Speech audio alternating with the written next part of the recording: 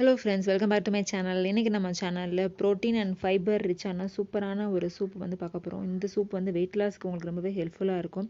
அதுவும் இதுல வந்து protein and fiberம் வந்து இருக்கு. அதுவும் எல்லா வெஜிடபிள்ஸும் நம்ம போட்டு வந்து செய்யறப்போ வெஜிடபிள்ஸ் இருந்து கிடைக்கிற நியூட்ரியன்ட்ஸும் நமக்கு வந்து கிடைக்கும். இது ரொம்பவே டேஸ்டியாவும் இருக்கும், ரொம்ப ஃபில்லிங்காவும் இருக்கும். அது எப்படின்னு பார்க்கலாம். வாங்க வீடியோக்குள்ள போகலாம்.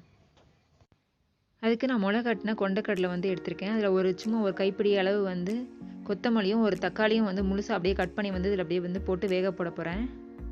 நல்ல ஒரு 3 விசில் அளவுக்கு வந்து வேக போட்டால் நமக்கு வந்து நல்லா கரெக்டாக வந்து வெந்திருக்கும். அதுக்கு மேலே வேக போட்டிங்கன்னு வச்சுக்கோங்களேன், அது வந்து கலண்டு போயிடும். கரெக்டாக ஒரு 3 விசில் வந்து வேக விடலாம். இதில் வந்து நான் கொஞ்சம் போல் வந்து உப்பு போட்டிருந்தேன், அதை வந்து உங்களுக்கு காமிக்க மறந்துட்டேன். 3 விசில் விட போகிறேன். இப்போ மூடி வச்சுட்டேன். இப்போ வந்து 3 விசில் விட்டதுக்கப்புறம் அதை ஆஃப் பண்ணி எடுத்து பார்த்தா நல்லா வந்து இப்படி வெந்திருக்கும். அப்போ ஒரு தக்காளியும் அந்த கொத்தமல்லியும் அதுலேருந்து எடுத்து நம்ம மிக்சியில் வந்து அரைச்சிட்டு வந்துக்கணும். அப்போ வந்து நமக்கு ஒரு சூப்புக்கு ஒரு சூப்பரான ஒரு டேஸ்ட்டு கிடைக்கும். இப்போ பாருங்கள், ஒரு 3 விசில் வந்து கரெக்டாக அது கலண்டு போகாமல் வெந்திருக்கு பாருங்கள்.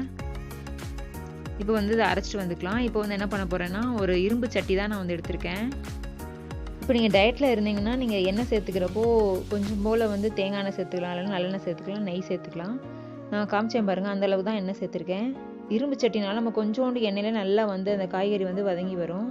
இப்போ இந்த 3 விதமான நான் காய்கறி தான் எடுத்திருக்கேன். நீங்கள் என்ன கொஞ்சம் வேணா கூட அதை கூட நீங்கள் சேர்த்துக்கலாம்.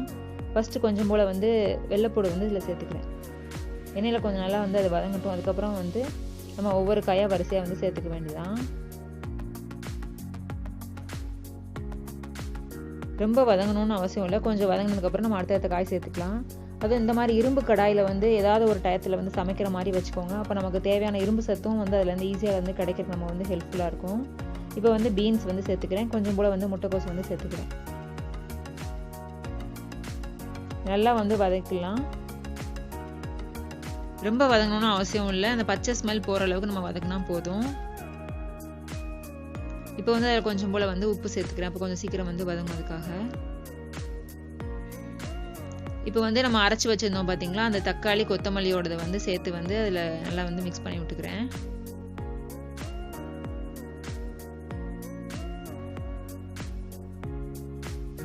நல்லா ஊற்றினதுக்கப்புறம் நல்லா வந்து கலந்து விட்டுக்கலாம். இப்போ அது கொஞ்சம் நல்லா ஊற்றிட்டேன் பார்த்தீங்களா. இப்போ கொஞ்சம் நல்லா கலக்கி விட்டதுக்கப்புறம் நம்ம அந்த வேக வச்ச சுண்டைக்கடலை, அந்த வேக வச்ச இந்த தண்ணி இருக்குது பார்த்தீங்களா, அந்த தண்ணி தான் இப்போ ஊற்றிக்க போகிறேன். நான் ஃபுல்லாக வந்து சுண்டல் இப்போ போட போகிறதில்ல.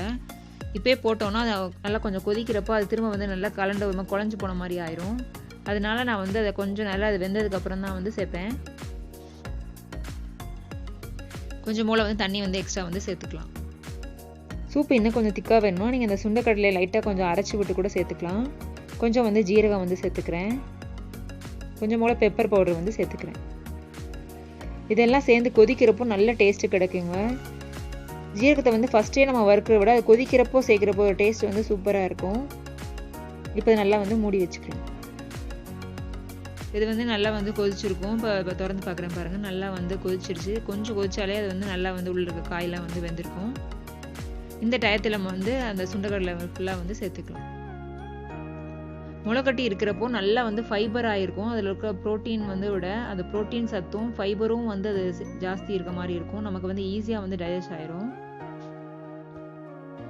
முளை கட்ட வச்ச பிறகு நம்ம இந்த மாதிரி செஞ்சு சாப்பிட்டோம்னா அதோட சத்து வந்து நம்ம உடம்பு அப்படியே வந்து ஈஸியாக வந்து அப்சர்வ் பண்ணும். இப்போ வந்து கொஞ்சம் போல் பம்ப்கின் சீடோட பவுடர் வந்து நான் அப்படி வந்து சேர்த்துக்கிறேன்.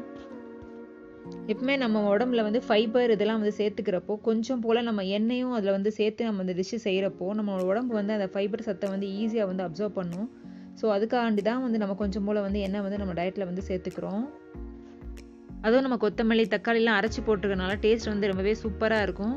இரும்பு சட்டியில் செஞ்சனால நம்ம செஞ்சு முடிச்சோடனே வேறு இதில் வந்து மாற்றி வச்சிடணும். இது வந்து ரொம்பவே முக்கியமான விஷயம். அதுவும் நீங்கள் வெயிட் லாஸில் இருக்கப்போ இந்த சூப்பர் நீங்கள் குடிச்சிங்கன்னா உங்களுக்கு எல்லா சத்தும் கிடைக்கும். ப்ரோட்டீன் அண்ட் வந்து ஃபைபரும் கிடைக்கும். ரொம்பவே ஃபில்லிங்காகவும் இருக்கும். இதை வந்து நீங்கள் ட்ரை பண்ணி பாருங்கள். எப்படி இருந்துச்சுன்னு எனக்கு கமெண்ட் பண்ணுங்கள். இந்த வீடியோ யாருக்காவது யூஸ்ஃபுல்லாக இருக்கும்னு நினச்சிங்கன்னா ஷேர் பண்ணுங்கள். இது வரைக்கும் நம்ம சேனலை சப்ஸ்கிரைப் பண்ணுங்கள். பக்கத்தில் இருக்க பெல் ஐக்கானை கிளிக் பண்ணுங்கள்.